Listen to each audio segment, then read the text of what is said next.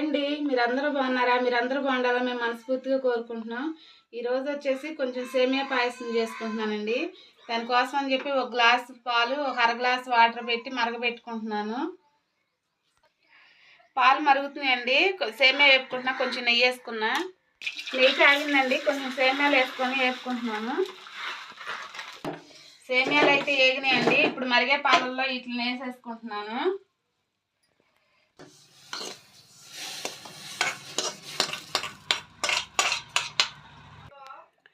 సేమియా అయితే ఉడికిందండి.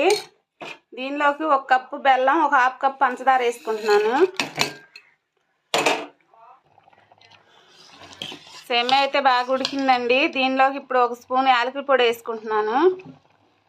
సేమియా అయితే రెడీ అయిపోయిందండి. మనకి సేమియా పాయసం ఎట్లా వచ్చిందో మా కామెంట్ బాక్స్లో కామెంట్ చేయండి. మా వీడియో మీకు నచ్చినట్లయితే లైక్ చేసి మా ఛానల్ సబ్స్క్రైబ్ చేయండి.